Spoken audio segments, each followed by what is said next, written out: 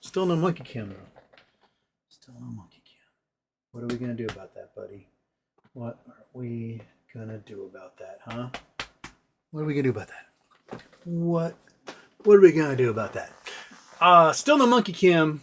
I don't know what's going on. I gotta tear everything apart, and I don't have the space to do it at the moment. But welcome to Houston with Problem Monkey Camless. I've got a fantastic frog shirt on. It's a Puerto Rican frog, apparently.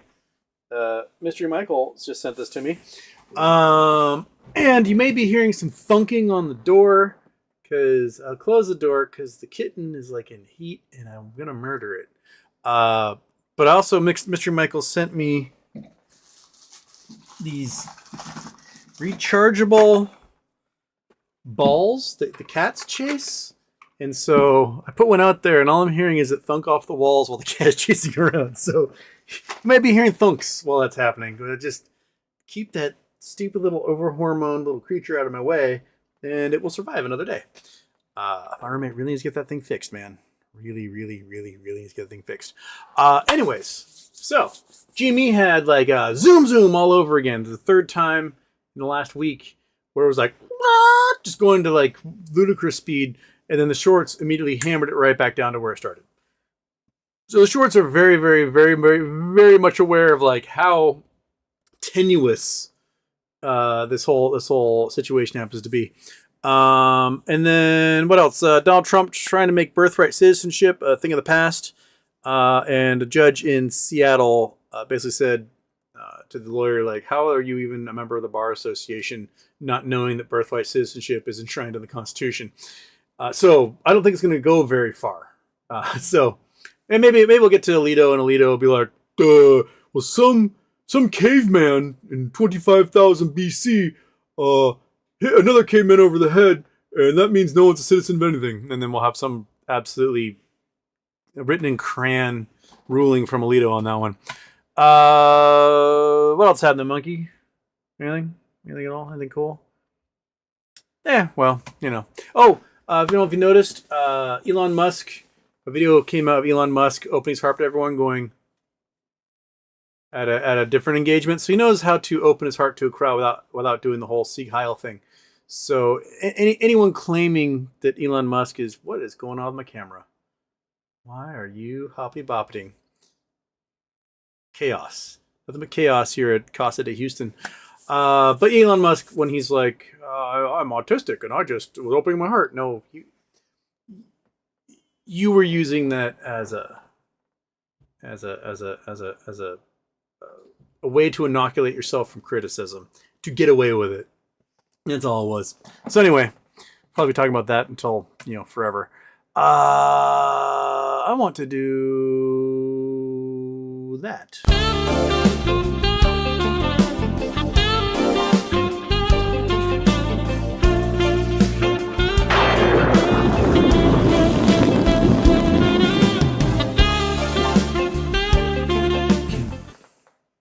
Okay, turn off the thingamajiggy. Where? Oh, Jay Geyser. 1. Jay Geyser. With time to dilly-dally, like and subscribe. Turn off the intro video. Done. Alex Bishop was 4th. But actually, Alex Bishop was 2nd. He's just the 4th comment overall. Jay Geyser. Or just bury them in nip. Did I win the HW bobblehead yet? I have not done the HW bobblehead raffle. I think I'm going to save it for Charity Tuesday next week. I'm going to do the raffle then. We've got everybody in the list. I'm gonna pick the raffle then for the Funko Pop. Not bobblehead, it's a Funko Pop. Very different from a bobblehead. It's like a bobblehead, but doesn't bobble. That's the difference. So yeah, the Houston Wade Funko Pop in protector case will be raffled off on Tuesday. Also, I realized I forgot that my sister had sent me the calendar. Where's the calendar? That's not the calendar, is it? No, that's not the calendar. Where's the calendar? Did I lose the calendar? She sent me the Houston Wade calendar, and I totally forgot to do that for December. It's somewhere. I know I have it somewhere. So if I can find it, the Houston Wade 2025 calendar will go out. The shiny shirts. So, So I have two things I'll be raffling off on Tuesday. You just will miss January because I'm an idiot and I forgot to auction it off or raffle it off. So, Kelly Reed, happy birthday, HW. President Trump demands interest rates go down, hyperinflation coming, bird flu. He doesn't want mentioned, eggs going to the moon. Oh yeah, that's the other thing. Trump is demanding a lowering of interest rates. I'm going to show you something. I'm going to show you something right here. Trump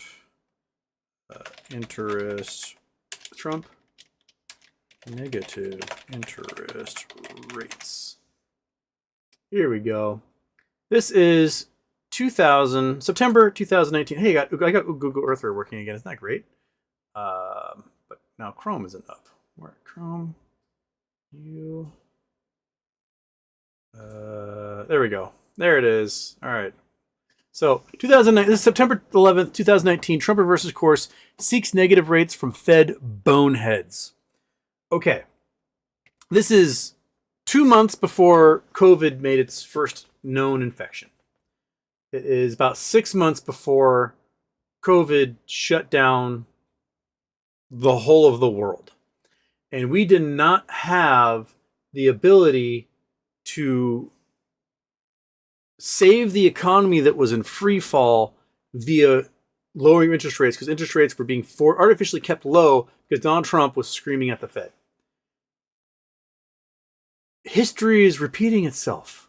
We now have a looming pandemic from bird flu, and this look at this little fucking neck vagina right there. This fat orange piece of shit wants to do it all over again. I want negative interest rate. I want lower interest rates. I want... Right? Because he doesn't want to pay back all the billions in loans he owes. So he wants to be able to have the interest rates as low as possible. And then bird flu is going to fucking hit. And things are going to shut down in a worse way than even thought possible with COVID. And the economy is going to go into free fall. And we aren't going to be able to lower interest rates to help spur some investment. Instead, we're going to print trillions of dollars again. And hyperinflation is going to take root. That's basically what's going to happen. We did it once in 2019, 2020, and it almost ruined us. So we're going to do it again. Because this absolute Cro-Magnon knuckle-dragging, pure walking ego doesn't want to pay his debts. That's why. That's it. That's the entire reason. His job is to enrich himself as much as he can. Screw the rest of you. And that's why we're going to be facing another collapsed economy, probably within the next year or so. Bird flu and rampant. I mean, there's already reports coming out of 2 provinces in China that bird flu may already be doing human transmission there. Of course, it's Chinese government, so it could be rumor and innuendo. But if it has gotten that last, gain of function, and we're now transmitting human to human, then we're screwed. We can do all the interest rate lowering we want, but interest rate's going to end up being zero because the economy is going to shut down again. The Dow is going to drop 40%. And it's just... And we'll have some stupid RFK Jr. bullcrap at the Health and Human Services making sure no one gets vaccinated for anything. And everyone at the hospitals will be dying. And man, can we just, for once, strive for competency in our elected officials? Can we just be like, hey, this is the most competent person possible. We should have them in charge. And I'd be like, no, that guy's fucking rad. He really told him how to do for dope. And then wave our Confederate flags and do a lynching or something. Meanwhile, infrastructure collapses around us. Our kids are all eating lead and, I don't know, can't drink the water. And yeah, eggs are all-time record high prices.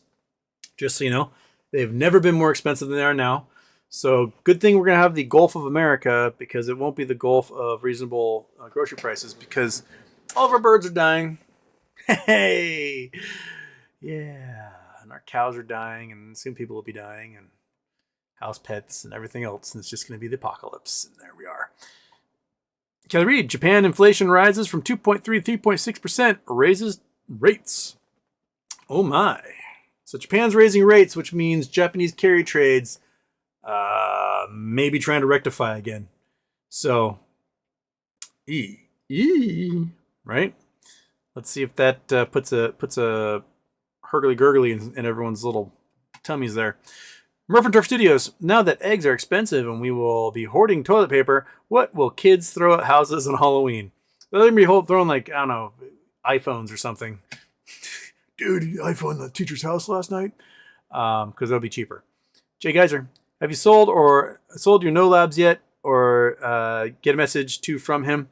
I sent Ron a message when I talked the other day about, like, get on 60 Minutes. I sent him the link to how to suggest a story to 60 Minutes. I never heard back. I'll try to get him on probably before the vote. I don't know if he'll come on before the vote. He might have to come on after the vote. There may be some sort of, like, insider can't talk about this stuff type thing. So I may not be able to get him on as a guest again until after the vote in March. So continue our once a year getting Ron Erickson to come on and chit chat about their tech. Alex Bishop, Ron needs to pull out a Lim Partners deal. They're in a classic debt cycle spiral. I thought Ron knew how these corporate raiders worked. Yeah. It would be good to get Lind out of there. So, or make it blow up in Lind's face and get the FDA approval done as fast as possible. Brandon Wells, sup. What is the significance of the BBY post-confirmation reports?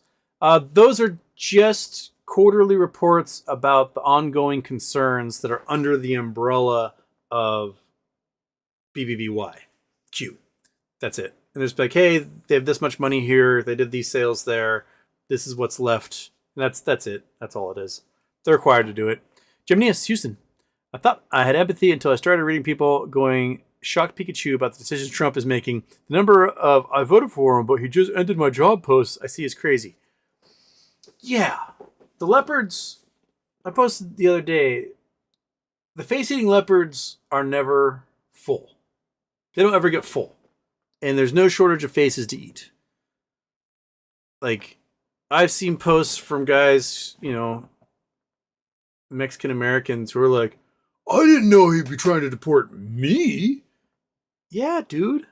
And a whole bunch of Cubans who are like, wait, we don't have wet foot, dry foot anymore? Right? There's no special immigration rules just for Cubans anymore. They're going to try and get rid of all of them. Trying to get rid of birthright citizenship. So if your parents weren't born here, you might not be a citizen anymore. Yeah, they're coming for you, man. My buddy Ricardo still doesn't understand. He's from Ecuador. He's a gay man from Ecuador. He voted for Trump, and he does not understand that Trump wants him out of the country.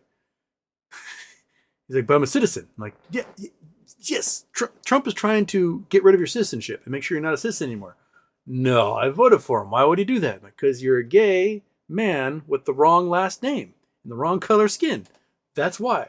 They aren't going to care that you voted for him. They're going to be like, you're a sucker. Now get out. Right? Do you think he cares about everyone he ripped off in his crypto coin scheme? No. He just wants their money. He doesn't care if they're hurt.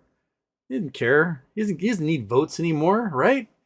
Either he's going to become God King and we never have an election again, or he can't be elected again, so he doesn't give a shit either way.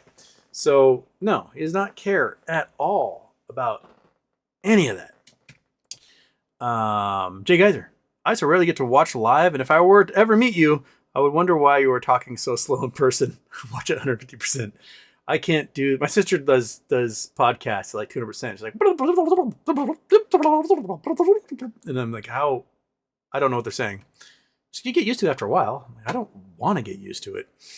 John Vasquez, GME stated they wouldn't dilute until January 31st or end of the fiscal year. Is that correct?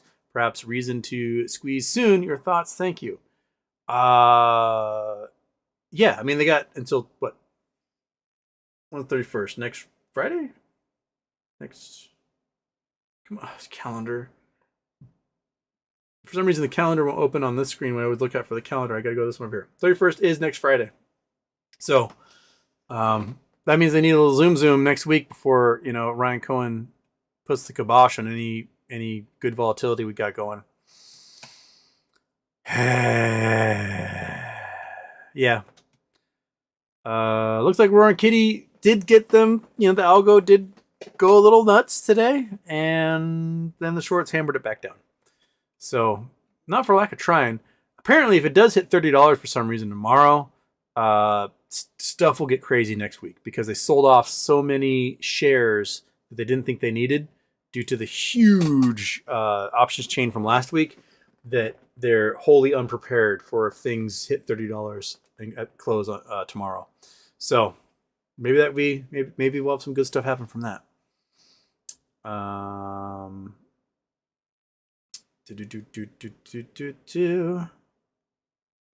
Matthew Jackson. I think a fake John McAfee is pumping a shitcoin from beyond the grave. Cal Garibaldi, I'm betting now you forget to turn off the intro. No, intro is off. You lost. Ha! So Citizen54 is here. Jay Geyser says, nice frog. It is a nice frog, isn't it? Cal Garibaldi. John Stewart talking to AOC. Can you comment on minute 5 to a little later to minute 6? I will have to watch that. I've not seen it, so I don't know. I'll try to watch a link tonight, and then maybe I can comment on it tomorrow.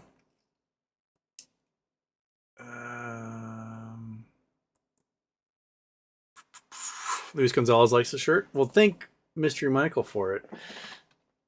And he's Ecstasy Mystery Michael here says, Houston Wade, nice shirt. Haha. Thank you. Just like eyeballs like peekaboo. Oh, peekaboo. Okay. Billy Mack. What do you say to people who believe our climate issues happen every 100 years or so? It's normal what we see today. That they are horribly wrong. It is the warmest it has been for at least 120,000 years. So basically, a good 108,000 years before we ever create a civilization of any kind on Earth. So we're talking Neanderthals are still in Europe, right? As far as I know, no humans had essentially made it out of Africa into Europe at that point. We have no humans in North America or South America. We have no humans in Australia, no humans in the Asian steppe. Humans were basically in Africa at that time. Neanderthals had made it out of Africa by then. And then about 50,000 years later, we start bashing the head of Neanderthals or screwing them out of existence, whichever way we did it, probably a little both. And then Neanderthals vanished. But, some Europeans have about 4% Neanderthal DNA still in them. So, way to go, knuckle dragger. It has not been this warm for 120,000 years at least. Our cycles, we go it gets warm, interglacial, it gets cold, glacial. It gets warm, interglacial, it gets cold, glacial, right? So the warmest it gets is right at the end of a glacial period. So about 9,000 years ago, should have been the warmest in our cycle it has been. Melt all the glaciers, the glacial period's over, we're in the interglacial warm period, and then things start to get cold again and the glaciers start to build back up. We are in the point of the cycle where it's supposed to be getting cold again. And it was getting colder and colder and colder and colder and colder. The European mini ice age was getting colder. Then all of a sudden, we figure out how to burn coal and it gets warm again. Against every cycle we've ever had in the history of the Earth.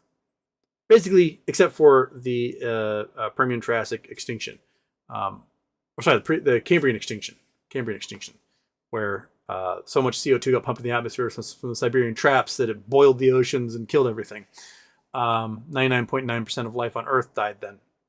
And we are producing CO2 at a faster rate than Siberian traps did. Siberian traps killed everything over the course of 10,000 years. We're producing CO2 at a rate to kill everybody in 100, right? So people think this is a natural cycle. We're on the wrong side of the cycle. It's supposed to be getting colder, and instead we got warm. And there's more CO2 in the air than at any point since human beings ever existed. We're talking millions of years. Humans have existed for about 1.5 million years total. We've been 2.5 million years. We've been cooking our food for about 1.5 million years. We made fire to cook our food. So it is more CO2 than any point in any human history. You have to get back to, when there may have been hominids, Lucy, even Lucy, there's more CO2 in the air than when Lucy was around. She's about 400,000 or 500,000 years ago, I think. So, Australopithecus, smaller order primates in our evolutionary history,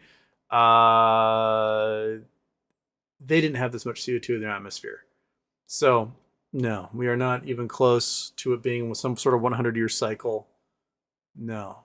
100 years ago, here in Seattle, Green Lake would freeze over, and everyone would go skiing, go ice skating on Green Lake. Green Lake has not frozen over. Green Lake has frozen over once since 1966. So, no, it's not like Seattle had a world championship hockey team in 1916. They played outside, man. Like, no, we have not had anything remotely close to a 100-year cycle doing this. No, it's like a 15 to 25,000 year cycle, and we're on the wrong side of it at the moment. Rose Moon, hi all. I hate that my classes require in-person attendance with bird flu in the shadows. It won't be for long.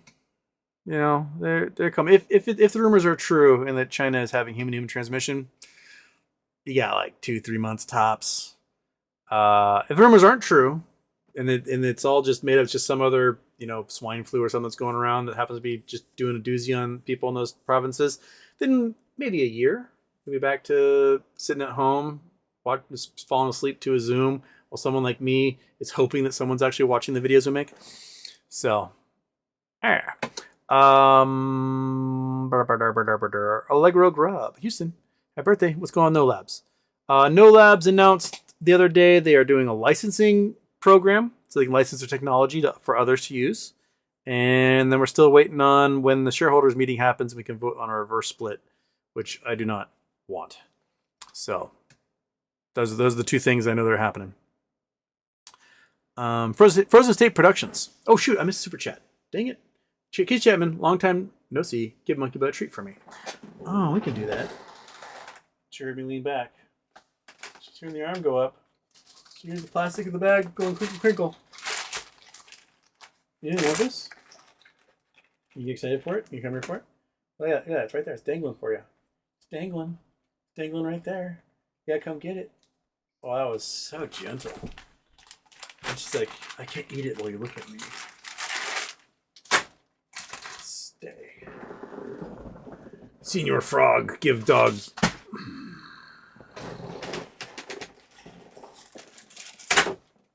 Pig ear. Okay. Thank you, Case Chapman, for the monkey butt treat. Chardonnay Flasher is now a problem solver. Well, thank you, Chardonnay Flasher. You're now going to be in the green. We haven't had any lurker hunting in a little while. Let's do some lurker hunting, lurker fishing. By all means. Okay. Where was I? Frozen Day Productions. Have quantum computers discovered mathematical problems that humans haven't even thought of or discovered? That I don't know. I know people were claiming like AI had solved a bunch of stuff. That turns out AI is just making it up because that's what they do. There was that guy who claimed that he had run an AI program that found like 3.5 million molecular combinations that had never been discovered before, and I had found all of them. And then scientists actually went to see if they could recreate these things, and they don't. The AI was just making it up. So making impossible combinations that could never exist even in a lab. And so, yeah, I don't know. I don't know about quantum computers discovering mathematical problems that humans haven't thought of yet. Finding if a quantum computer could figure out the equation for like the theory of everything, that'd be pretty rad. I don't see it happening. I think because it's sort of equations are sort of just like the human explanation for the universe, and you're gonna have some sort of brain behind it to figure all the variables have to go together. And I just don't know if a computer will figure that out. maybe it may help someone figure it out, but I don't think it's going to figure it out itself. KYP is here. Hello, KYP. Aaron Heiss. God, that moon in the intro is Billy Corgan. That God in the moon is me going. It's me. So Ben Shepard may kill me if I tell the story. I'll tell it anyway. So Ben Shepard, he's bassist at Soundgarden. He lives right over there. He was telling me they were on tour and they had a tour stop, some sort of tour date with Billy Corgan. And he's like in the green room. All Billy Corgan was doing is complaining about how he can't get laid and no one likes him and no girls like him. And Ben says something like, he's like, look at me. I'm like a drunk, chain smoking ogre. I get laid. He's like, it's all about attitude, you fucking pussy. He's like, you should be knee deep in pussy. And you're just here just bitching. And no one wants to listen to a bitch. That's Billy Corgan. Also, Billy Corgan's MAGA, which... Man. Frozen Productions. Trump has given me an idea. Let's create an MMTLP coin. What do you think? Why not? We'll just rug everybody on that. Yeah. Benjamin. Trump ordered the government to stop a warning about bird flu and stop releasing scientific reports. Yeah. Because no, having highly lethal infection going around, it's really great to just keep that under wraps, because you don't want like the economy to fail or anything, because everyone unknowingly just dies from a preventable disease that you could have, I don't know, a vaccine for, or wear a mask or social distance or whatever and save lives. You can't have that. You can't have the chains of production slow down and have a repeat of 2020. Tending Oneness super chats. Sure reminds me of Frog from Chrono Trigger SNES. I've never played Chrono Trigger SNES. On the SNES. I have an SNES. I don't have that game. I'll have to look for that game. Chrono Trigger. Well, Monkey, would you play that game? She would. Walter Estrada, KOP, nice to see you on here. Yes. Ludicrous Speed. Sold most of my no labs last week. Ron really messed up, and Lind is screwing him. Probably be at 5 cents before reverse split. That's generally what happens. That once you announce like, oh, think about reverse split, they just hammer it down like 75%. And then your plans for reverse split of like, oh, we'll do like a 1 for 15, and then we'll be at like $4. And then you do your 115, you're like, oh, I'm at 68 cents. And then that's it. So reverse splits are silly. Focus on PR and results. Get your name out there, people excited about your technology, and then get that technology into their hands. That's all you have to do. Do those two things. You don't need to worry about anything else. Lynn Partners wants to do a reverse split. They want you to, so they can short you even more and get you more stymied in debt. Just PR. Get the tech out there. Aaron Salentine sold my no labs today, but I kept one share only for the reverse split roundup if it passes. But I kept one also to vote against the reverse split also. There you go. Sounds like everyone's starting to sell them off. Robert Hurt, welcome back to After Dark. Finally a show I watch live while I'm driving. All right. Robert also says Matt Waldron got called up in the San Diego pitching staff. Let's know what you think about him after the season starts. All right, Matt Waldron. Let's see.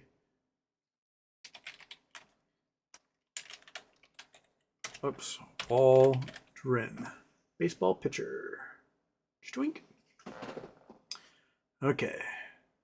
I want to look at a baseball reference here. Minor in fall league statistics. He's got a good beard. 28. Getting the call up. Come on. You can open this thing. Click you, and you're supposed to open. Come on, baseball reference. Come on, baseball reference. Come on, baseball reference. You can do it. You can do it right there. Here's the thing he's spinning. Come on. Excuse me. I'll try this baseball reference. We'll try that one. Will that one work? There we go. Okay. So we got...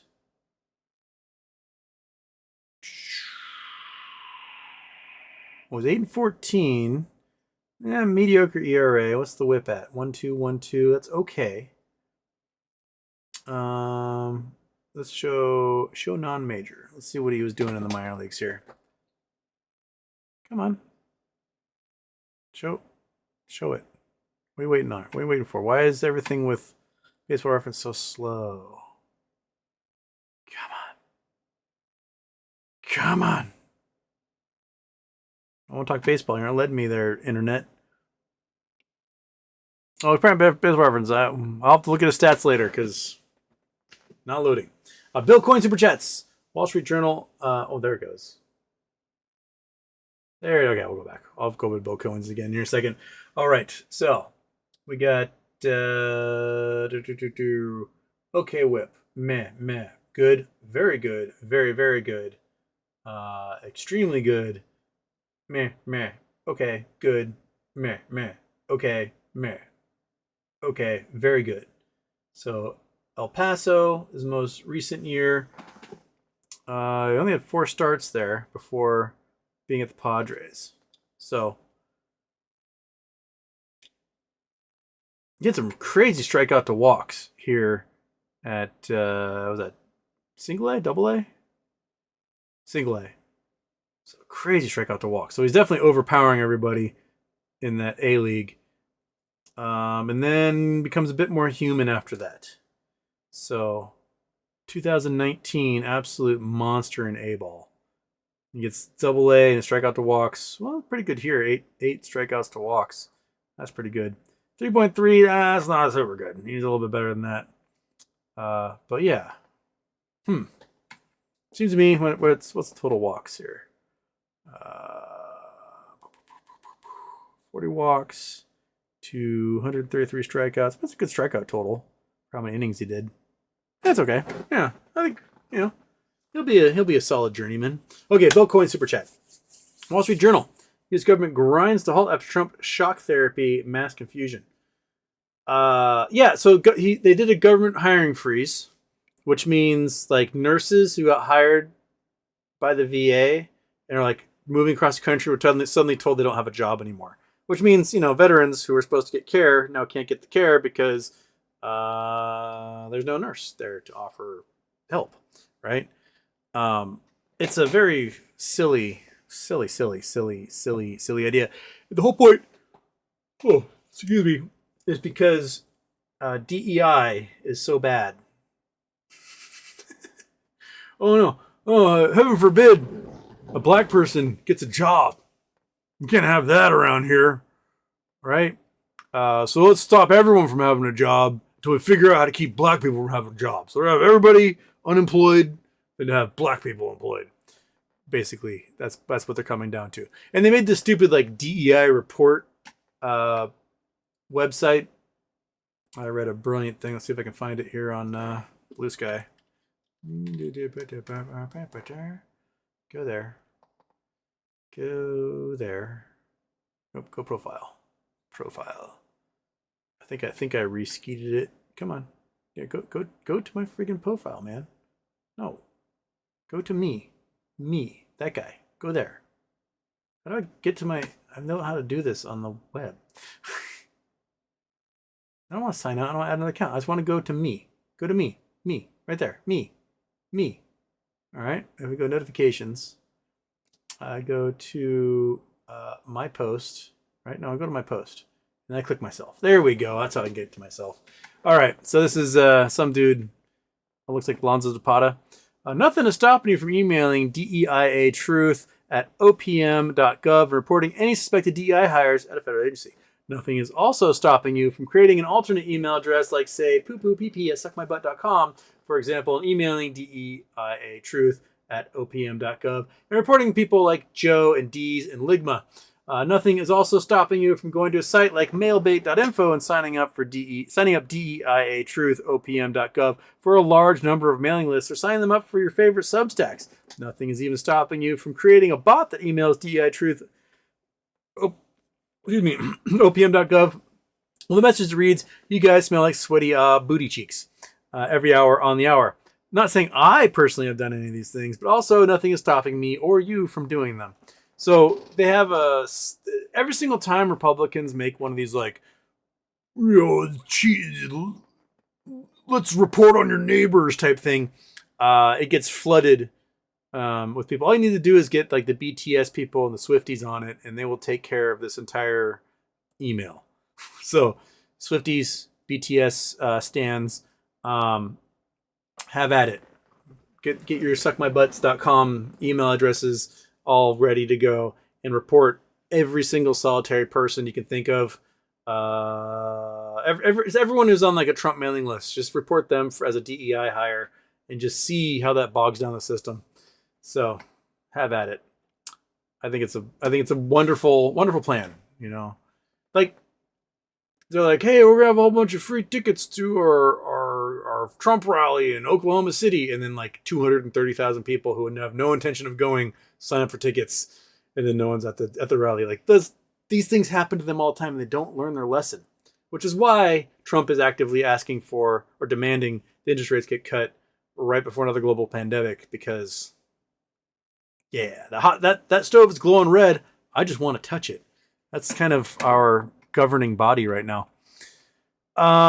Citizen 54, Houston Wade, idiot Tennessee politician, introduced a bill to get Trump a third term. They sure are working fast. Maybe they'll burn out and run out of steam soon. Oh, they're doing a full Putin. Vladimir Putin, remember, is only allowed a couple of terms. So he didn't run for president. He had Medvedev run for president, and then Putin became prime minister. But they managed to arrange so the prime minister had all the power in the government and not the president. And then they passed a law allowing Putin to run for president as many times as he wants. So then he and Medvedev switched spots again and then give all the power back to the presidency. So I'm sure Trump will figure out how to become like Speaker of the House for 4 years and then become president again until they get it all ironed out. And then the Speaker of the House will have all the powers of the presidency. And I don't know, we'll have Gomer Pyle or something will be vice president, or I don't know what's going to happen.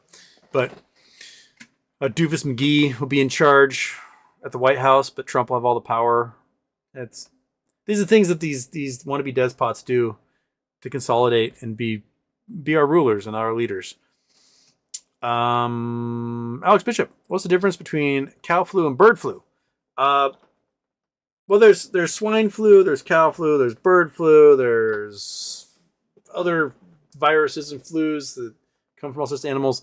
Bird flu is an avian influenza. So originally, it's an influenza that could only attack the systems of avians, birds. And so they call it bird flu because it was killing birds and transmitting among birds. But the more transmission you have means the more application of the virus you have in different bodies, different environments, and they have different contacts with different animals. And so evolutions can happen where shedding of the virus can suddenly get into a completely different animal. And all of a sudden that animal is infected, whether it's human, cow, pig, sea lion, whatever. And as it replicates in their system, it starts to adapt to their metabolism, and their immune systems and their cells. And then all of a sudden it can become more transmittable and more infectious amongst mammals. So that's what's happened with avian flu is that, you know, it wasn't something that humans could get airborne. You know, birds were getting it for 20 something years. Birds were getting this H5N1 strain of bird flu. They would get into chickens and ducks and wild bird populations. And usually it was farmers. If a human was going to get it, it was going to be some sort of farmer who somehow got like bird shit in their mouth or something. And then it's like, well, the system's like, well, that's different than like breathing it through the nose. It's now in you. And they got bird flu that way. And some mutations happened, etc. What happened a couple of years ago was Trump got rid of that USAID program that quashed these outbreaks before they started. And then we stopped paying attention to farmed bird populations where this virus was just running rampant through them because we didn't have the system in place. We were so focused on COVID at the time. We didn't have the USAID people. So huge, dense populations of birds on these farms are getting infected over and over and over again, dying, passing it on. Some of those farms were mixed. They have other animals were getting infected. They got huge, you know, these more evolved versions got into wild bird populations because, you know, you got some chickens and ducks sharing a space. Then some other animal comes in and sits in a pond with ducks. They get the bird flu. They fly away to Canada. They give it to, you know, they shit on a lynx and it gets bird flu. It got into the shorebird population a few years ago, and the shorebirds, which just shit everywhere because that's what they do. Then the pinnipeds, the sea lions, seals, walruses, elephant seals, stuff like that. Those guys playing around the water, going in their mouth. All of a sudden, a huge bird flu pandemic went through the pinniped population around the world, and huge die-offs. We're talking like 90% of sea lions, seals, walruses, etc., dying from bird flu just 2 years ago, and that allowed for gigantic mutation leaps amongst amongst mammals. And then those seals wash up on shore. Their entire corpses absolutely just ravaged with bird flu. And then what comes along? Birds. They scavenge the corpse. They get more bird flu, this new, highly evolved version. And they fly off and shit on a cow somewhere. Now it's in cattle populations. And so that's kind of the step where we're at, is that it's everywhere. It's in every bird population you can imagine. It's in every cattle population you can imagine. It's, evolving. It's killing off wild cats, it's killing off house cats, it's killing off all these different mammals. There's just one more gain of function, which, if the reports in China are true, we've achieved. If the reports in China are not true, then we have one more gain of function to go. And then we have airborne human-to-human transmission, where people sneezing, coughing, farting, blinking too loud are going to suddenly give everybody bird flu, and away we go. So the idea between like cow flu, bird flu, swine flu, it's the animal that it originated in.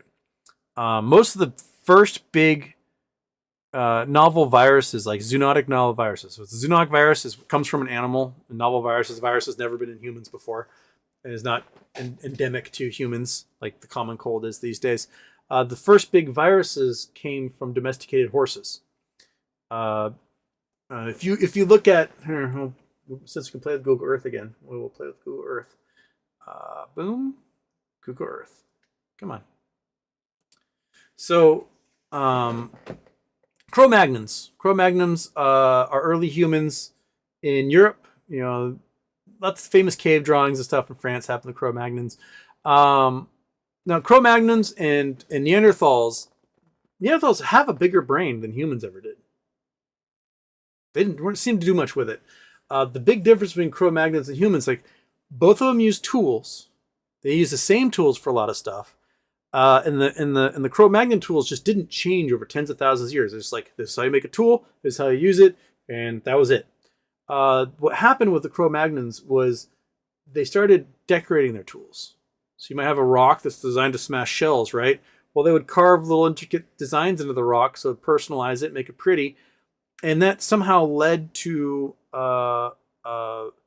something in our brains where we improved upon our tools, where the Cro-Magnons, where the Neanderthals weren't doing that, humans started suddenly doing that, and that seems to be the big divergence between the two, and how Cro-Magnons got conquered was by a bunch of humans who like doodled when they were bored, figured out a lot of things from that. But anyway, there are places in sort of like the Southern Alps where they found evidence that humans would chase horses off sort of like a buffalo jump.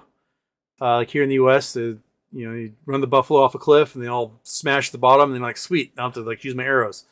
They had similar things. They found, similar type of things where they'd chase them into a canyon and then slaughter them in the canyon. So that we had contact with things like wild horses. But over on the Asian steppe, like way out Genghis Khan territory, right? Out here, Kazakhstan, Mongolia, Siberia, this whole chunk out here in the Asian steppe. This is where the horse peoples came from. And this is maybe 10,000 years ago, starting about 10,000 years ago. The folks out here discovered the bit, which is a piece that goes in the horse's mouth, and they can't quite close their mouth all the way, and it just dries up the wall, and it kind of hurts.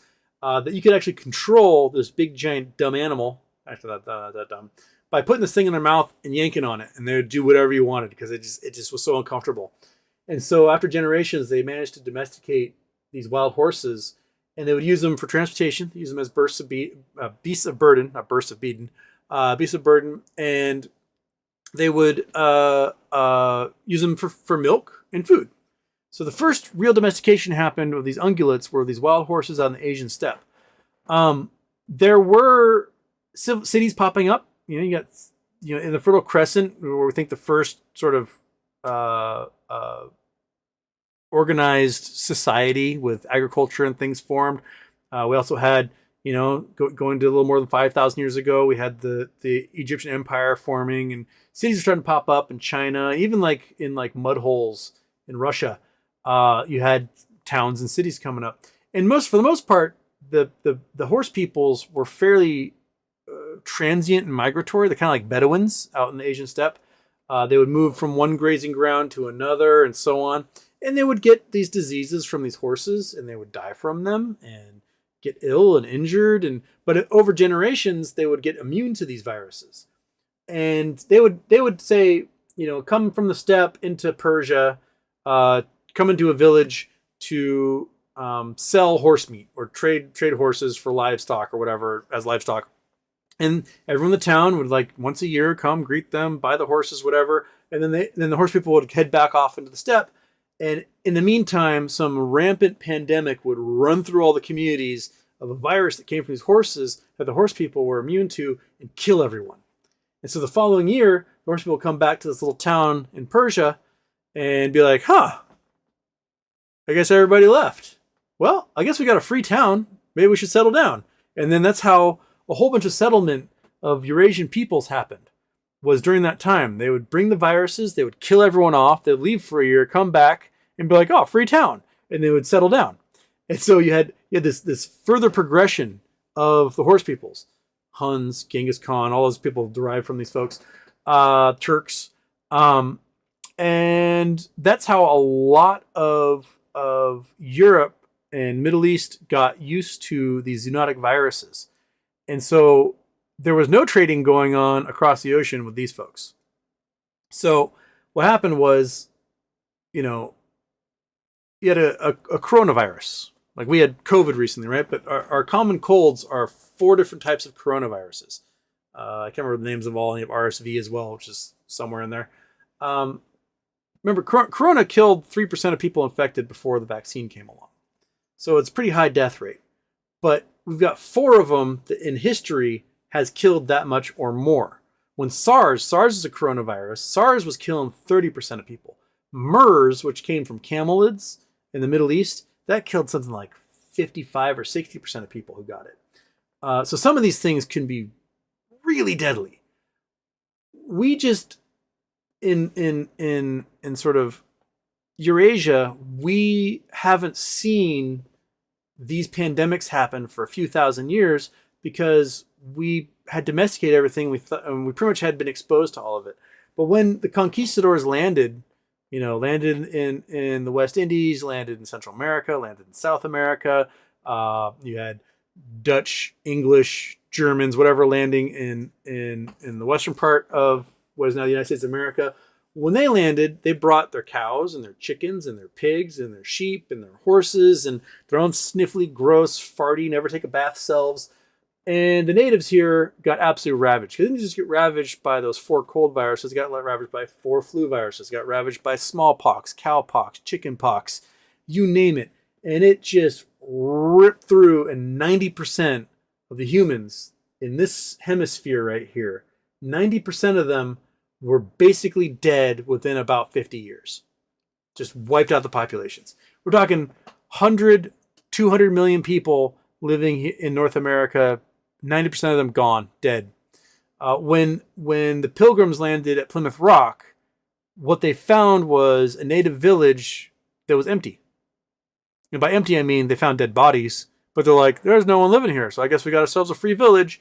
And a couple of the elders off the ship buried the bodies before they let the women and children off. And they're like, hey, look at this. God gave us a free town. Oh, that's because your white people viruses wiped out all the folks that were there, and maybe a few survivors ran away to go somewhere else and then just spread that disease further on. Hawaii, the big island of Hawaii, when Captain Cook arrived, the big island of Hawaii had a population over 1 million people. Like, the population of the big island of Hawaii was almost as much as all of the Hawaiian Islands together, definitely more than what's currently on Oahu.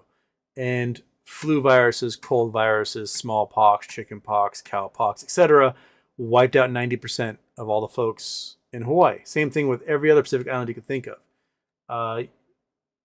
Guns, Germs, and Steel, which was the book by Jared Diamond, really lays it out pretty spectacularly how effective, even it wasn't intentional, though there were intentional uses of things like smallpox blankets and things like that, but it just didn't occur to these Western conquerors that they brought with them all these viruses that just murder anybody whose society had no exposure to them in the past.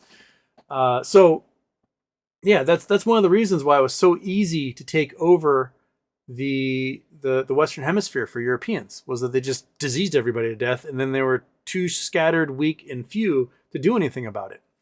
And these great nations shrank into nothing, and it was so easy to put the survivors onto reservations after that. So yeah, I'm getting really far from like why things are cow flu and bird flu, but basically it comes down to what animal they come from originally. We have a lot of viruses that come from bats. Bats have really crazy circulatory systems. Their hearts beat at insane rates, and their metabolisms, I can't remember the exact reason behind it, but their metabolisms allow them to have what would be like deadly diseases for any other animal inside of their bodies. So they're hosts for like a crazy amount of viruses. Like, do not play with bats. You see a bat, like, oh, look, cute little bat, and for some reason wants to play with you. You have just exposed yourself to what essentially is like a virus factory. They are bonkers. So one of the reasons why I think COVID came from bats is that they found similar coronaviruses in bats in the past. And lots of the research that USAID program people were doing was they go into caves wearing like full like Tyvek suits and respirators, and they scrape bat dung and they look for viruses in it to see like what's in there, what's the latest flavor of the day these bats can provide for us. And they do it all over the world. People are in bat cages looking for that stuff all the time. But yeah, and bats fly around, they drop their dookie on things and drop it on the head of a squirrel or something, and then a hantavirus forms, and I don't know. It's just the transmission path for pathogens are insane. Who knows? Maybe a chicken actually got a flu virus from a bat, but we just thought metabolizing chickens first, and there we go. All right. So, oh crud! I just reset the chat. I was at Lost Island. I'm just watching the shirt. Captain Jimmy Wilder. In the event of a BBY settlement, both BBBY and BBYQ shareholders get paid out. How much per share will the settlement payout automatically hit our brokerage accounts at Fidelity, etc.? Well, BBY and BBYQ, everyone at BBBY got BBYQ. It's the same thing. It basically, all it is BBY went bankrupt, so you put a Q at the end of it. So everything just transitioned to BBYQ. If there's a payout, ideally they would get it all at the same time. Not saying there is going to be a payout, but if there is one, it's like, hey, there's going to be some sort of cash settlement for BBYQ holders at $10 a share, right? So if you have all those shares, you'll get your $10 a share for all the shares you have, whether they're sold naked or not. You'll get the $10. What it will have on your statement is it'll show, hey, dividend here. But if you had, for some reason, naked shares in your account, it would show payment in lieu, PIL. But you get your $10. It's just that, your $10 rather than coming from the dividend or the payout would come from whoever shorted it to you and owes the obligation on that. So yeah, it would probably hit all the bank accounts at once and then run from there. Just like a dividend does. Everyone gets their dividends on the same day. Robert Hurt, Ryan declared for draft. He is hard at training right now. He got room for rent in Seattle. Makes the call. Nice. Okay. Cool. Yeah, why not? If you decide to go pound rocks for a week of the summer in the USA, I'd love to tag along. Who knows? Maybe one of your listeners has a Starlink account for a live show. I've discovered most of my favorite places to go, I still have like full bars. Because you're up in the mountains, and for some reason you just hit, like, you just look down a valley, and all of a sudden, boom, you have like massive amounts of data coming in. I'm still looking for a new war rig. I got to get a war rig before I could go do any good rock smashing. My friend Jesse really wants to film some guerrilla sort of YouTube episodes of Get Your Rocks Off with Houston. So if I can get a truck and get everything ready, maybe we'll do a few of those. But yeah, smashing rocks is my happy place, and I haven't been able to do it because I've been doing this and not smashing rocks. Dave Wright. Yeah, I usually play this at 200%, especially when you start going off about baseball. It's not just Europeans who wouldn't mind skipping that. Too bad. Plus, your name is David Wright. That's like one of the top ball players for the last decade. Chardonnay Flasher. It's so good. 64. I'm tired of living in unprecedented times. How unique of an experience is this in history? Was there ever people just living with no chaos, destruction, or war? I mean, people have lived with no chaos, destruction, and war, and some cultures and societies have had longer stretches of it than other people. I would say the rate of change in the modern society is far greater. The death and destruction potential also is phenomenal, but for the most part, we are in a very peaceful period post-World War II. We've had big wars, we've had millions die in skirmishes and conflicts, but we've not had the scale of death like we had in World War II. We've not had the scale of death like we had during the bubonic plagues or during the Middle Ages and things like that. So I think what it comes down to is that we are acutely aware and hyper aware of what's going on at all times due to our global connectivity. Where in the past, you could have a violent volcano eruption happen halfway around the world and you would go your entire life and never hear about it. But come 1880s, Krakatoa blows up, and in an instant, through the Telegram network, every newspaper on Earth was writing articles about this giant volcanic eruption in Indonesia within a day. So everyone on Earth knew about this explosion, right? There might be a war between kingdoms in sub-Saharan Africa that kills tens of thousands 600 years ago. You'd never hear about it if you were not in that community, right? It would never affect anybody outside that. There'd be no word would ever make it anywhere. But today you can have a conflict in Sierra Leone, Cote d'Ivoire, Angola, and everyone knows about it, right? So I think a lot of our perception about how brutal and bad things are because we know what's happening everywhere all the time. Where before we would just be like, mud farmers doing the bidding of the local landlord who was doing the bidding of the local king or emperor who, was probably doing the bidding of a church, right? So you didn't read, you didn't hear about anything other than like what's happening at the McGinnis compound and what mud they're farming, right? And then you try to figure out a way to have a dowry for your daughter and land for your son. That was basically life. So, yeah, I think it has more to do with connectivity than anything else. Michael Anthony, looks like MFA is basing to go higher since a book value of $18.42, which closed at $10.11 with another upgrade to $12.50 and does pay 35-cent dividend each quarter. Again, it's dividends are dividends, man. Slow and steady wins the race. I just trying to get I just want one good win. One good win, and then I'll focus on slow and steady and just let it take care of itself, and then I'll go on a beach.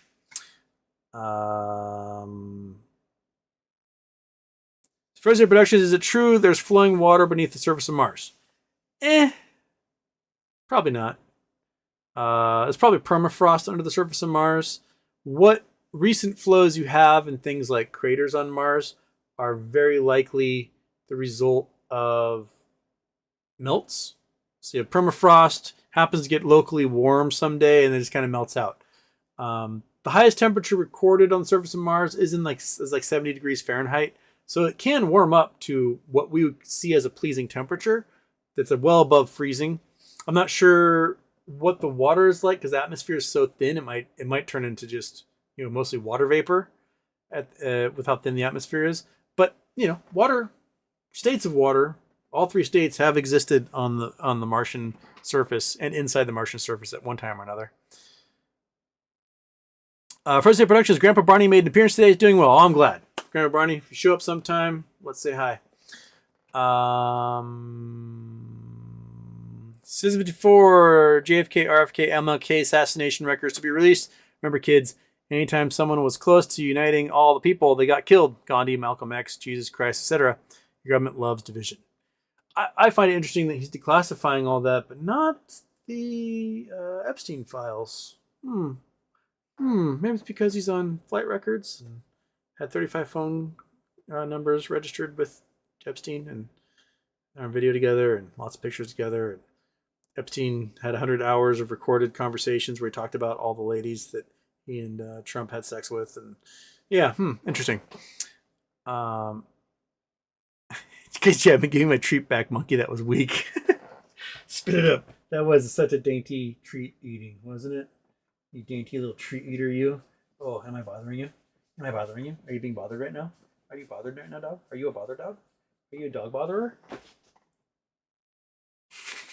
Side eye. That's all I got out of her. Look at that side eye dog right there. Side eyeing it up. Yeah. We see you. Okay. Where else are we going? I'm actually I might reach the end tonight because it's not a very heavily trafficked Thursday night show, but okay. Michael Anthony. I've been looking at PED, which has zero debt and is oil and natural gas company with book value of $1.19 with profits each quarter last year with upgrades to $2 to close to 85 cents. Noted. So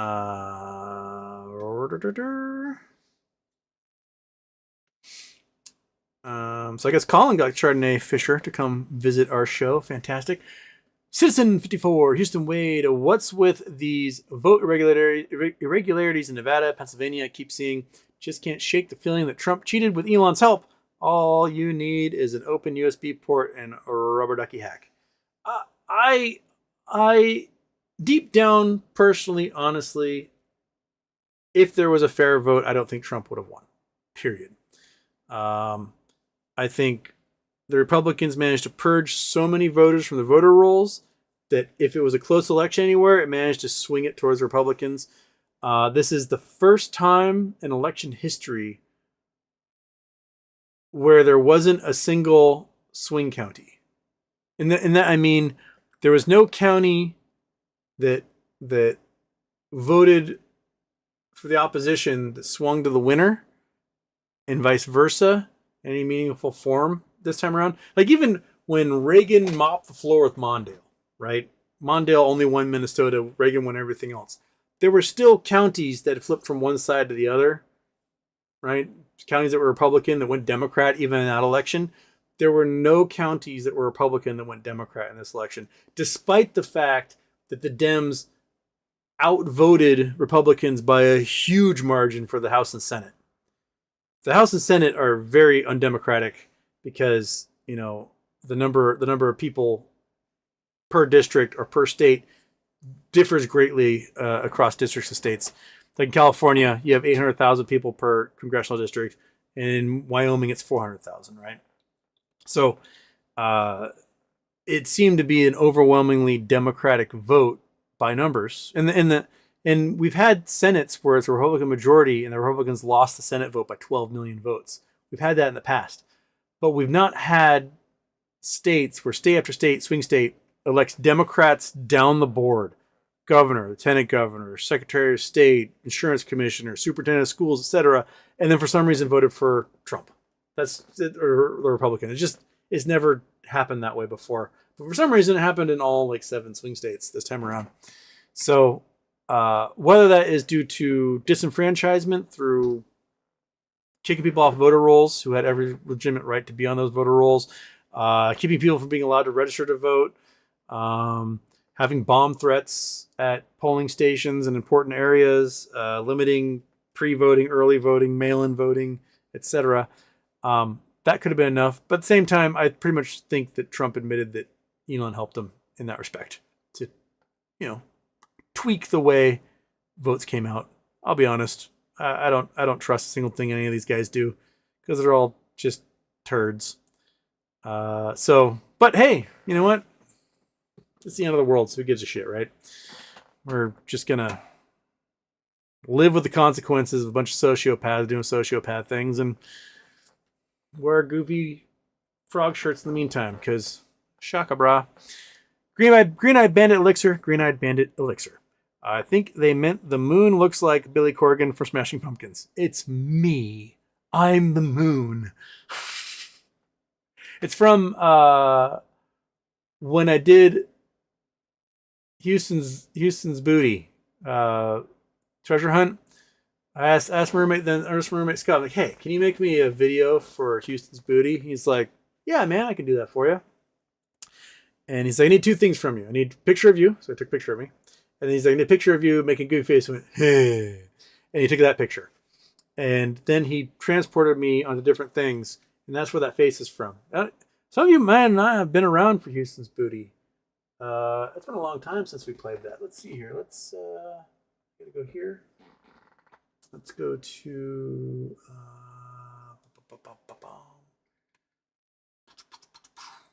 go there. Go to there. Go my channel. Yeah. I'm gonna go to we'll go there. Oh, we have to. Nope, we got to go really far away. Oh my goodness, we have to scroll through hundreds of these. Just a moment here. We'll get to that. Come on, you got it. Come on, you got it. Come on, you gotta go fast. That's past Christmas. We have. Here we go. Okay. Gotta go there. I have to click on this guy. Click on that. Go properties. Ooh, select that. Okay. All right. Oh, not Google Earth. Here we go. Full screen? Okay, here we go.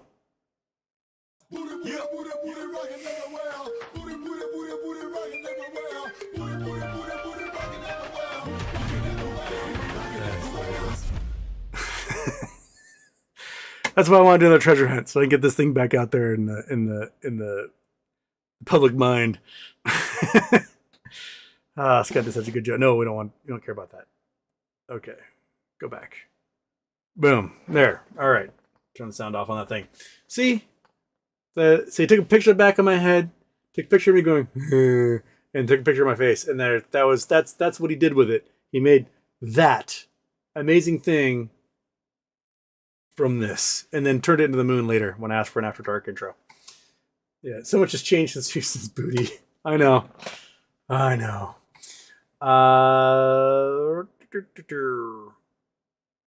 MS, how much GME is traded off exchange today? Well, there was a big giant dark pool trade of like 900 and something thousand shares all kicked in after hours today because they reported it. So yeah. Dave Wright, Chrono Trigger is the GOAT for old RPGs. You can also play on Android now if you find a cartridge. If you can't find a cartridge. Noted. All right. Frozen State Productions. I can verify it's true. You're in a band, you get laid at a rate of 500% higher than not being in a band. I'm married now, so I don't have to worry about getting it. Yeah, I mean, you're a rock star. You're a platinum, Grammy-winning rock star. #1 in the world, and girls like, oh my god, Smashing Pumpkins, oh my god, Billy Corgan, I love bald guys, and then they meet him and they're like, ew. Like, how much of a dirtbag do you have to be to not be able to get laid as a rock star? Like, remember when what's his name? The ogre drummer dude for the Black Keys.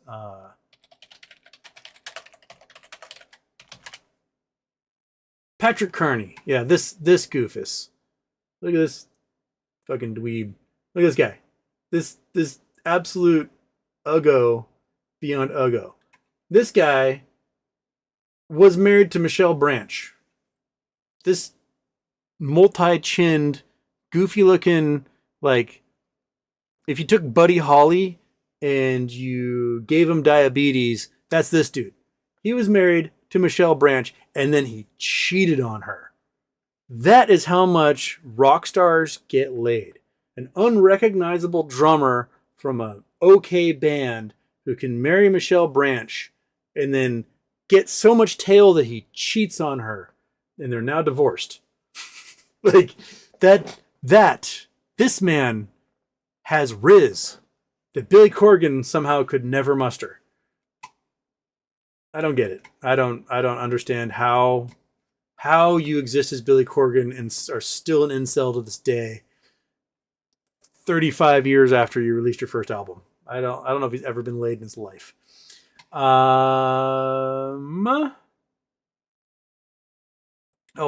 Benjamin. I recommend the Daily Baseball Puzzle powered by Baseball Reference Immaculate Grid. It's awesome. Okay. Thursday Productions. Are you still tossing the ball? Got to keep your arm ready for the summer games.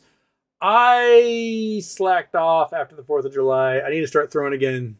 I'll probably start February, March. I'll start throwing again so that I can do at least one inning at the Old Timers game. But yeah, I was doing really well there. I was hitting 86 miles an hour, which I never in my life. I was not hitting 86 when I came back from elbow surgery for my last year of college ball. I wasn't hitting 86. I was hitting like 82, 83, maybe, trying to almost throw my arm out of my socket. So, I mean, I am like, I got a bit more gut now I can throw behind it. I was definitely stronger back then because I worked out and did all that stuff and didn't get as winded. But no, hey man, if I can do that in the Old Timers game, we'll be stoked. Uranium Fever 88. Citadel offering junk bonds super bullish. Oh yeah, they used the junk bonds to do all their shorting last week. We propose we pay you later with your money you lend to us now. Yeah. Jonik, what do you think of the 0.5 Japan rate increase will do to the market's carry trades? I'd be worried about the carry trades. What they're fortunate about right now is that despite cutting rates in the U.S., 10-year bonds are still going up. So we're cutting the rates. Like, let's cut the rates. And then mortgages are not going down. Bonds are not going down. So it may not be as effective right now. If like we were cutting rates and we were seeing the 10-year T-notes drop precipitously as well, I'd be much more worried about the Japanese the carry trades. But if you guys don't know what the carry trades are, basically Japan's had artificially low interest rates for decades. Ever since the 97 financial crisis, they've kept interest rates artificially low. And they don't have to worry about runaway inflation because the population of Japan is shrinking so much. So demand goes down anyway. So what people were doing was they would take $1 billion they got in the U.S. They would go to Japan, or they would, I guess backwards. They'd go to Japan, they'd borrow $1 billion at 0% interest rate, at 0.1% interest rate. And they come in the U.S. and they just put it into stocks and bonds in the U.S. and they'd reap their 5-10% a year, right? And then they would pay off the nominal interest rates on their bonds in Japan. Well, Japan started having inflation post-COVID, and they went, we have to raise rates. They raised rates, and all of a sudden, returns and rates are coming down in the U.S. because they're cutting interest rates August, September, and there's started to be an imbalance. We're like, oh crap, we owe more to Japan than we're making here in the U.S. Sell everything. We got to go back to Japan and pay this stuff off. And so we saw that huge drop in August of this year due to people pulling out of their carry trade, trying to go back to Japan and just close out their bonds they owe. And so we could get back to that right now, but right now the interest rates, despite being cut, are still flying high on most of those, bonds and mortgages and things like that. Huh, buddy? Okay, Scott Lumley got a super chat in here. Houston, could we unite as a group of shareholders under Roaring Kitty to get a voice on the board and make Ryan Cohen stop dicking around and start this thing? I don't think Roaring Kitty wants to be on the board, personally. I think what he was hoping for is to have a leader he can trust at the top. He can be at most a 5% shareholder, not have to worry about any reporting requirements, and just sell and do his thing without having to worry about reporting. So I'm sure there's a way we could band together and do some sort of proxy fight. But I don't think Roaring Kitty wants that. I don't think Keith Gill wants to be on the board at GameStop. I think he wants to keep messing with the algos and figuring out ways to perhaps get a MOAS going in short squeezes.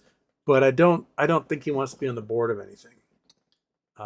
Although as shareholders, we still have the ability, even without Roaring Kitty, to band together and get Ryan Cohen to stop dicking around. It's like, Ryan, do something. The frog is doing something right now. The frog is playing a guitar. The frog is doing something. What are you doing, man? Do something.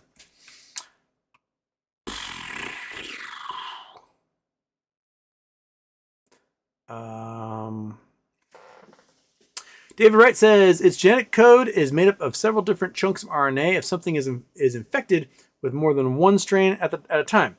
Oh, we're talking about the virus can like blend together. It can mix segments from both. It's way faster adaptation than other types of viruses, and this can be so much worse than COVID. And COVID is an RNA virus. RNA viruses mutate way faster than DNA viruses.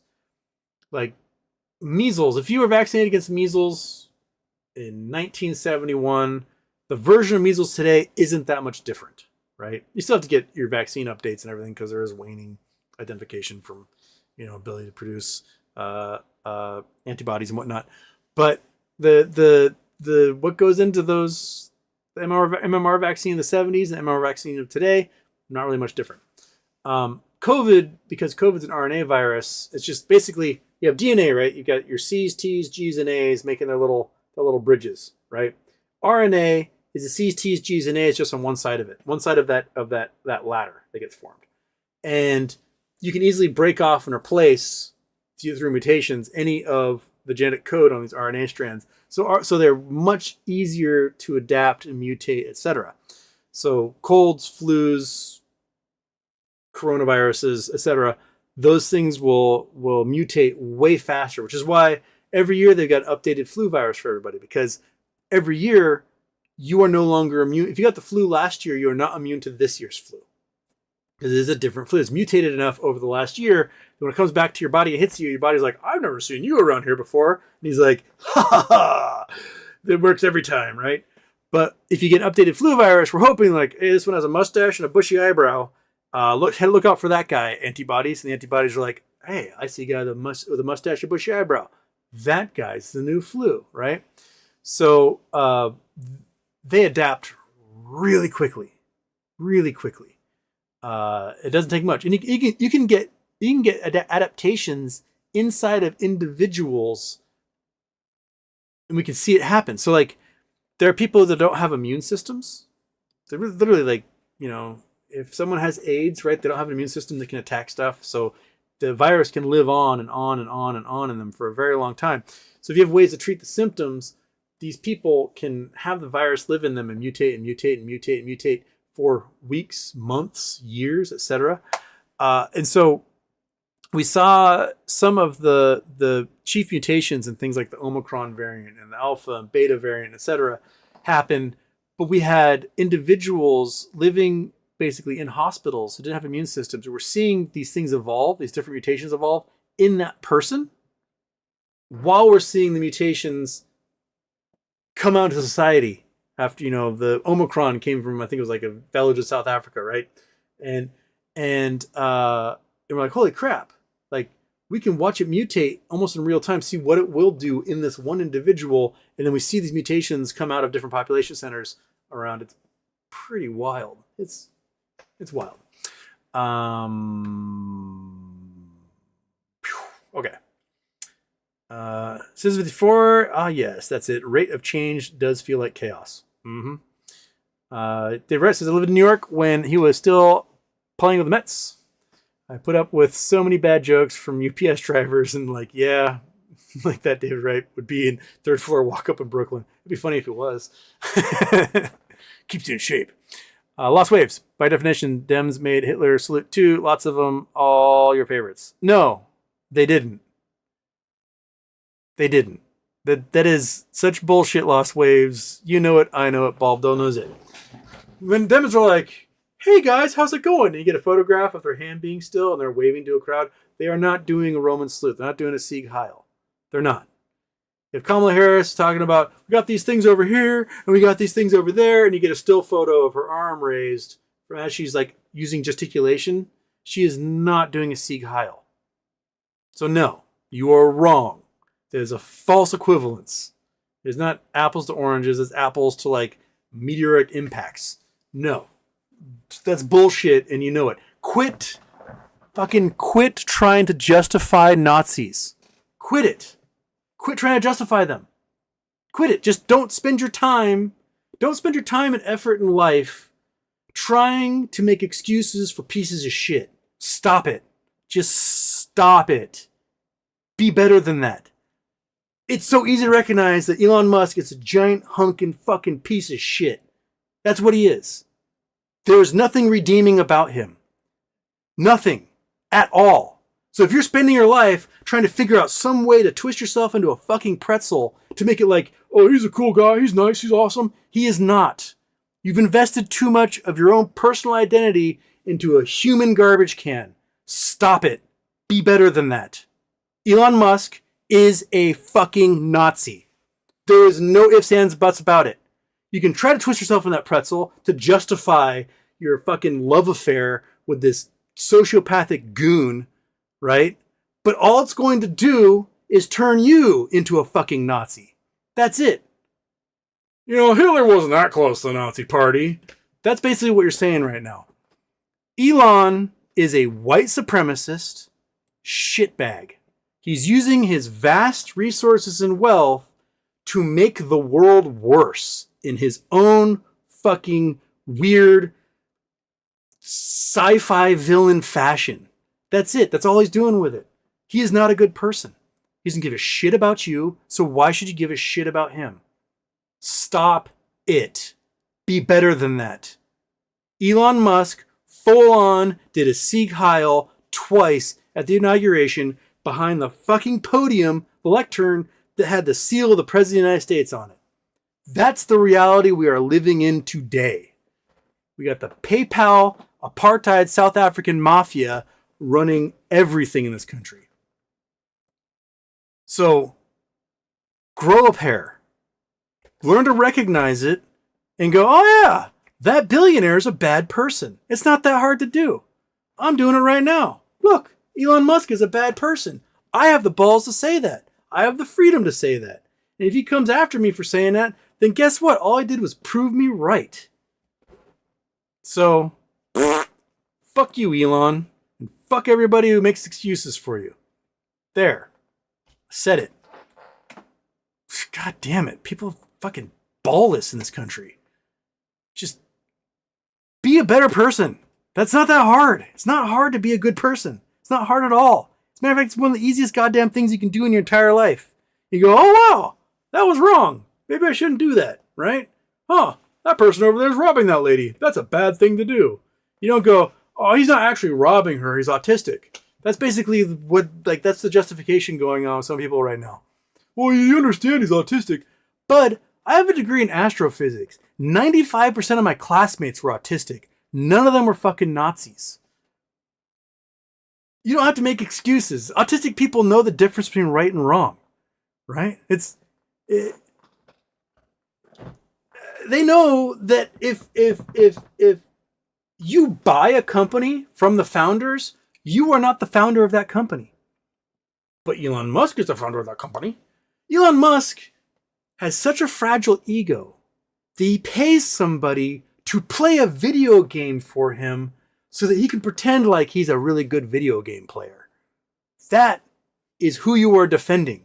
A guy who, while his eyes are rolling back in his head because the ketamine's hitting him hard during the inauguration, somehow is also simultaneously playing PoE 2 at a high level at the exact same time. No, he's standing there high out of his mind on ketamine, and somebody else he's paying money for is playing a video game under his name, pretending like it's him.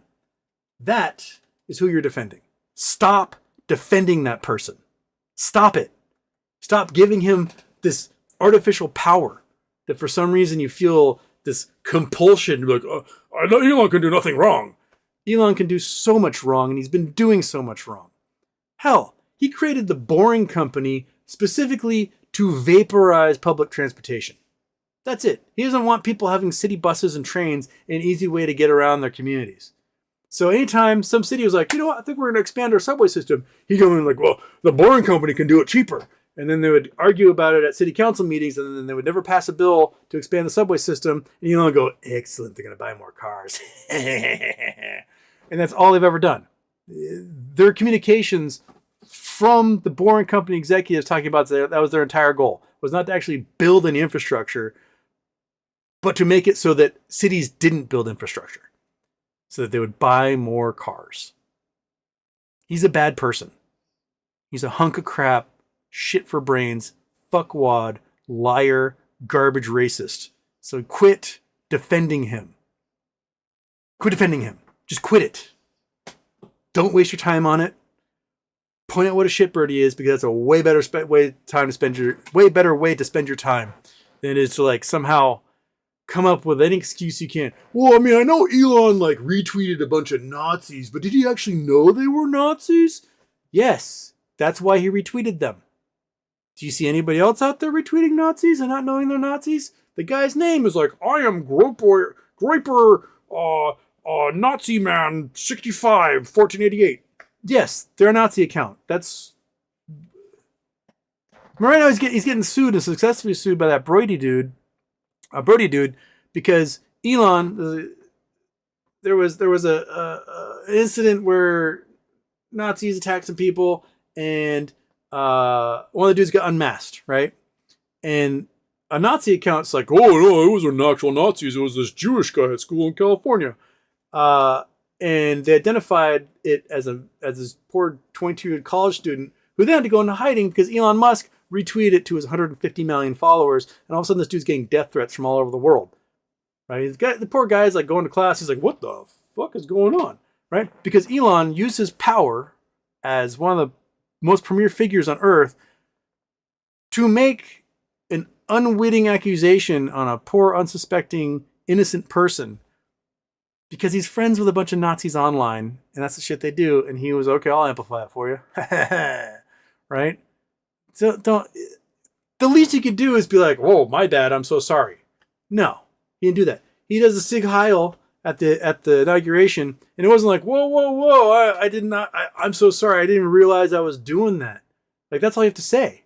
But no, instead he fucking doubles down on his Twitter account being a super Nazi again. Making all these weird puns about Goebbels and you know, Hess and crap like that. No, he is a white supremacist Nazi. His own dad is like, I'm so glad Elon embraced the Nazi past of his grandparents, has become, you know, the white supremacist apartheid South African like I raised him to be. Way to go, kiddo. That is who you are twisting yourself into pretzel defending. That's it. I mean, how many lawsuits has he lost at his factories because of discrimination against women, people of color, and the LGBT? So many. He creates an entire hierarchy inside of his factories where if you are a person of color, you are on the automatic shit list for everybody. So I guess he and Henry Ford have a lot in common in that way, huh? We got a modern factory and the Jews can suck it. That's basically what it comes down to. So no, just quit wasting your time defending that man. Just stop it. He is doing everything he can to show you exactly who you are, who he is. In the process, he's showing you who you are. Anyway, DG, Houston. I had 2 job interviews today. Both went extremely well. Got kid to sleep in literally 30 seconds. Had sex with my wife, and now I'm here today. Rules. Well, what a way to end your day. I am post-coitus Houston. That's what I'm here for. I am the cigarette in your mouth as you rest and reflect, I guess. Marco Patrick. At this point, we can only hope that Trump keeps eating McDonald's every day. McDonald's should do is just poison all their customers to get one of them. That should be, I didn't say that Secret Service at all. No, I don't mean that in any way. Rose Moon. So much has changed since Houston's booty. Yes. Do you guys say Zeitgeist? Emu Goes Fishing 84. You're wearing a Glenn from Chrono Tiger shirt. That's what someone else said. Is that this is, I guess, Chrono Tiger. I've never played it.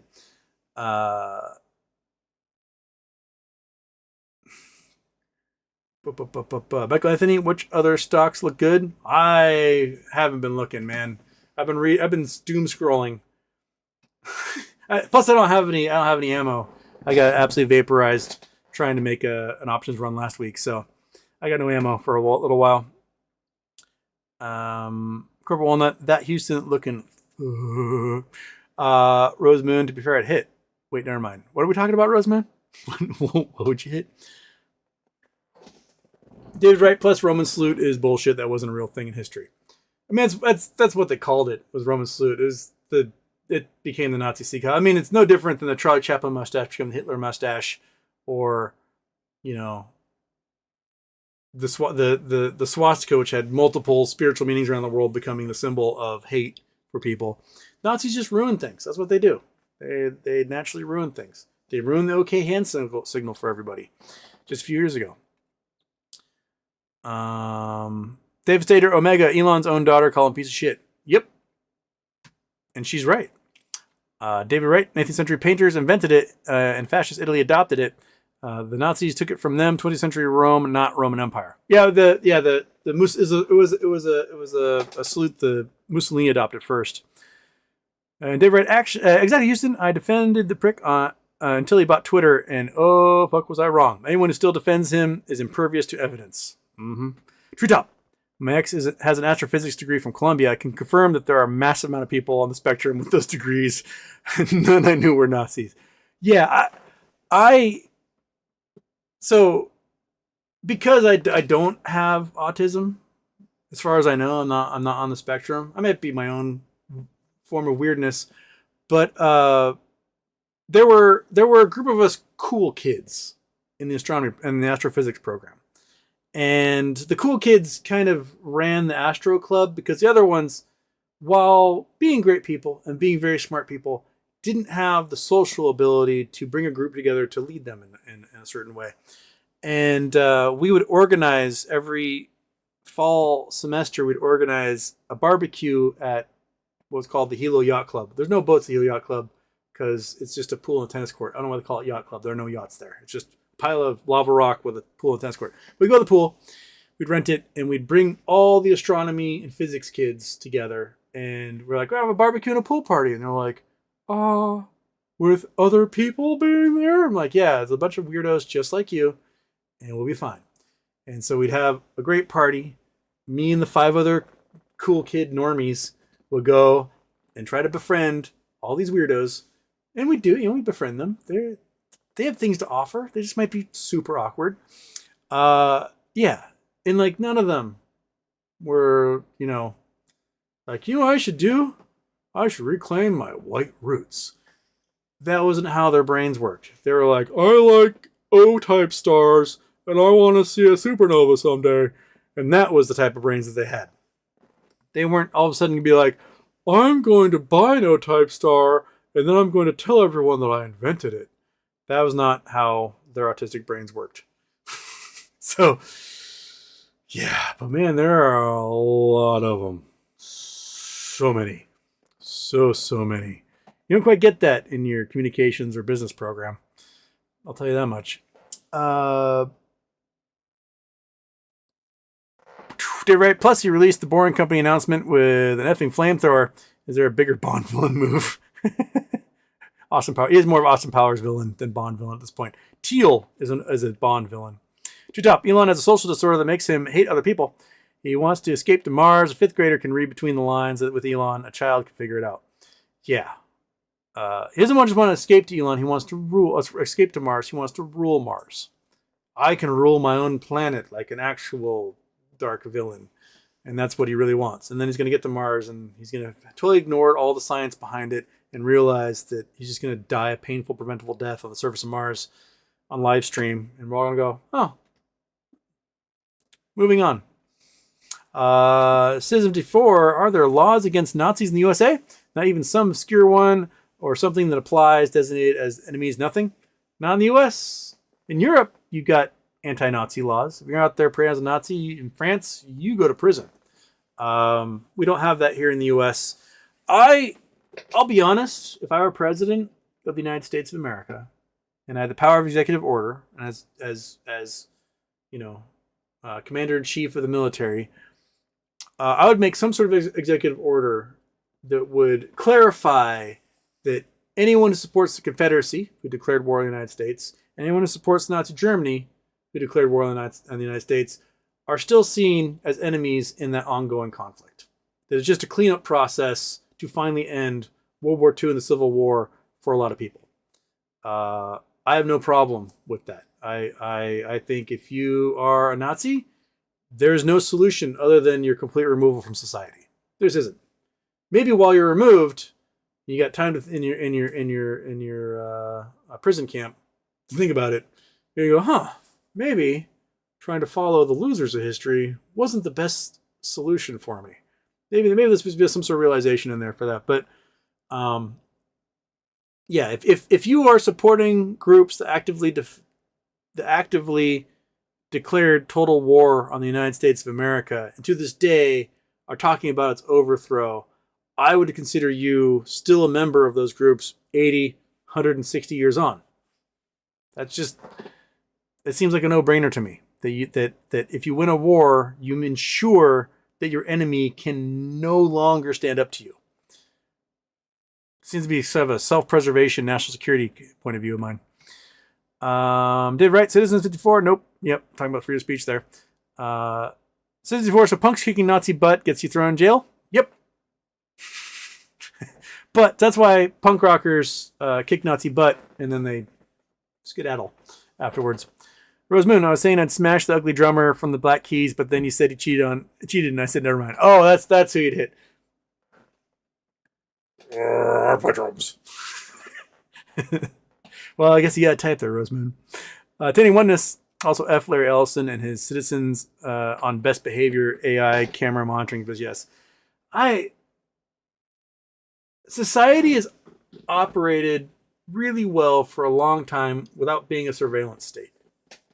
I understand having a closed circuit camera on your store, on your front door, but we don't need to have government surveillance cameras everywhere doing AI, monitoring everybody, where they go, checking out all the license plates. It's just a giant waste of data. It hasn't solved crimes. As we've increased this surveillance state, we're still at like a 50% a conviction rate for murders. We don't solve this stuff. We aren't solving, someone steals my debit card and they rack up $3,000 in charges. I contact the companies that supposedly I purchased thousands of dollars of goods from. I call them like, hey man, this wasn't me. What did I supposedly buy? And they tell me what I supposedly bought. And I'm like, where am I shipping it to? And they tell me the exact address where this thing is going. I go down to the police department, like, hey, police department, I've reported the card stolen. They're reversing all the charges. This is the person it's going to. They live at this address. And the cops are like, man. It's like, get in my car and drive halfway across this community and you go knock on a door. Oh, it's so hard. Oh, kill me. Oh, I'd just rather just rubber stamp a report and say you filed something. I can't be bothered to do that. It's like trying to get a kid to clean their room. And it's their fucking job. So we're going to have this gigantic surveillance state and still have absolutely incompetent cops who can't do anything about shit. What? It's just a giant... I remember when I was going to school in Hawaii, I read the local paper online, and there's an article about some kids had spray painted a wall at the high school, and so the school was paying like $120,000 to install security cameras. And I wrote the superintendent. I'm like, hey man, let's do the math on this. How much did it cost you to clean the paint off the brick walls? He's like, oh, just pay the janitor with a pressure washer, and you had that thing cleaned up in like 10 minutes. I'm like, cool. So a guy on salary does his job for 10 minutes, and you're now going to invest $120,000. You're going to invest 2 teacher salaries into a video surveillance system that when those kids come back and spray paint, all they're going to do is they're going to spray paint the camera and then spray paint the wall. He's like, well, I think it's really unfair of you to think. And that's exactly what the kids did. Is they knew where the cameras were, they spray painted the camera, and they painted the exact same crap on the wall again. So they didn't just do 10 minutes of damage that time. Now they did $120,000 in damage because you allowed it to happen. Good job, surveillance state. And to this day, those kids have never been caught, 20-something years later. So somebody's got to look at your priorities and be like, hey, are we actually a true free country? Or are we going to become a surveillance state run by Nazi Elon Musks and their AI systems? I think we can do better. I hope we can do better. But at the same time, I know we won't do better because we're a bunch of morons. And that's who we are. Okay. Tai Futabong, I guarantee you Trump and Elon cheat on the election. I think so too. Dave Wright, damn straight Houston. Plus increase education funding to reduce possible recruits. Yeah. It's not that hard. Let's make our schools palaces, man. We can do it. You know, United Health. United Health has lost $63 billion of its market cap since Luigi Maggioni or somebody else shot and killed their CEO. $63 billion. That's more money than all of Canada pays to cover the health care of 40 million citizens. That's just the market cap on one insurance company. So if it costs $60 billion to provide health care for 40 million people in Canada, let's go to the math. Let's calculator it up here. I got the calculator up. Where did you go, calculator? You are vanished. There you are, calculator. Okay, so we've got $60 billion divided by 40 million citizens. That comes to $1,500 per person per year to cover them for healthcare. The United States, we pay $12,000 a year. So if we were to have a similar system in the United States with our 330 million Americans, we would spend $495 billion and we could cover every person in America for all the health needs they have. We currently spend $4 trillion. So almost 10 times that is what we currently spend. 1/6 of our entire economy. So can you imagine saving $3.5, $3.6 trillion a year across this country and what as a society we could do with that money? Canada has a GDP, a per capita GDP lower than Mississippi, our poorest, most shitty state in the country. Canada has a lower per capita GDP than Mississippi, and they can still provide healthcare to everybody. California has almost 2.5 times the per capita GDP as Canada does, and they can't provide healthcare for everybody? Come on. We're the richest country in the world. Let's do something with it. But no, it just means some billionaires won't be able to buy as many yachts as they wanted to. So here we are, bitching and moaning on YouTube with a frog shirt, going, quit mindlessly defending billionaires who want to see you dead. There. All right. And Vid writes on people to hit more likes. Hit those more likes. Citizenship 4, what kind of turmoil would Elon getting Alt F4'd by some lunatic cause? Is that a turmoil market? Trillion can only go so far. Things are wild. Well, I think there is, Tesla is very much a cult of personality. So removing Elon from Tesla would probably get the stock down to where it should be, because it's overvalued by 20, 50x, somewhere around there. They're the 20th largest automaker in the world as far as production goes. Sales are down 53%, but they're the most valuable automaker in the world. So they could bring them back to reality. Overall, I don't think it would really affect the markets much beyond that. There's probably a bunch of folks who have a whole bunch of Tesla that they're using as a blue chip collateral for margin, so it might hurt them, which would be a good thing. But overall, I mean, it's like Nvidia. It's incredibly overvalued. You're not getting there's no fundamentals that say it should be worth that much, basically. Robert Hurt, just curious, can you identify different constellations on a clear night sky? I'm good. Good for the two dippers. I used to be really good at it. When I was doing star tours weekly up on Mauna Kea in college, I could do the entire night sky, tell you all of them. Today, I can do a few of them. I'm 20 years out of practice. I used to have a great time. I got to the point where I just make it up. Like I could do a star tour and tell you, there's Corona Borealis, there's, Cassiopeia, there's, Cygnus of Swan, Pegasus, I could point them all out. And then I just started messing with people. And I was doing nights where I was just making up Star Wars characters. I'd be like, oh, that right there is Darth Vader. Over here you got the Millennium Falcon. People were like, the Millennium Falcon, like a Star Wars? I'm like, where do you think they got the name Millennium Falcon from? They're like, oh, okay. And it would work really well until some autistic 8-year-old would be like, excuse me, that's actually Corona Borealis. That's not the Millennium Falcon. I'm like, shut up, kid. I'm running a bit here. You're ruining it. And what if you know so much? Why are you even out here? So, yeah, I used to be pretty good at it. There are some really great free apps. They're true. When I was in college, there was Starry Night. Starry Night was $1,500, and you could pan the night sky on your computer for both hemispheres.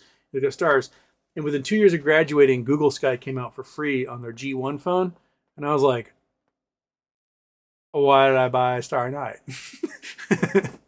So, all right, everybody. I did an hour and 46 minutes. I was supposed to be an hour-long show tonight, but you guys got me ranting like 3 times. So I guess the moral of that story is don't mindlessly defend people who do Nazi things. Point it out. And if they aren't a Nazi, they'll go, oh my God, I didn't realize I was doing that. I'm so sorry. I apologize. If they are a Nazi, they're going to come up with any excuse in the entire world to justify why they did what they just did. I didn't mean to invade Poland. Oh my gosh, I didn't even realize. I thought I was just taking a vacation. No, you just steamrolled Poland in a blitzkrieg. So I'm not going to chalk it up to the fact that you're neurodivergent. You enslaved and killed a bunch of people. So, all right. Do an hour and 69 minutes. That's too long. All right, everybody. I will do a show tomorrow. And as for myself and the monkey butt and the cats who are outside my door meowing, I say good night. And I'll see you all tomorrow. Thank you for the shirt, Mr. Michael. It's fantastic. Okay. After dark. Bye. That's me. That's me.